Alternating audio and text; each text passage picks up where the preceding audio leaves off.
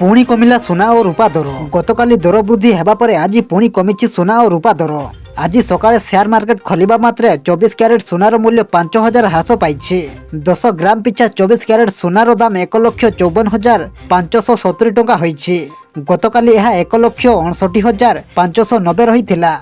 तेबे आसंतु सुना और रूपा दर को ने संपूर्ण अपडेट जानिबा, किंतु ता पूर्वरु वीडियो को गोटे लाइक करंतु एवं भिडियोटी को आपण मानको सांगसाथी मानकु अधिकरु अधिक मात्रा रे शेयर करंतु। जदि हम चैनल रे आपण प्रथम थरो वीडियो देखुछंती ताहले एबे ही चैनल को सब्सक्राइब करी पाखरे थिबा बेल आइकन को प्रेस करी ऑल नोटिफिकेशन को ऑन कर रखंतु, जहा द्वारा आगो को एमिति लेटेस्ट ब्रेकिंग न्यूज आपण माने सर्वप्रथमे हम चैनल माध्यम रे पाई परिबे। मिलिथिबा सूचना अनुसार 22 क्यारेट सुना 4600 कमिछि। 10 ग्राम पिछा 22 क्यारेट सुनार दाम 1,41,700 होइछि।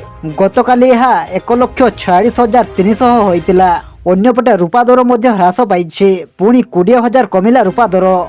1 किलोग्राम रूपार दाम 20,000 टंका ह्रास पाई 3 लाख रे पहुंचिछि। तेबे गतकाली रूपा दर वृद्धि पाइथिला। 3,20,000 टंका रहितिला रूपा दर। तेबे आज सुना और रूपा दर कमिबा परे ग्राहकों को आश्वस्ति मिलिछि।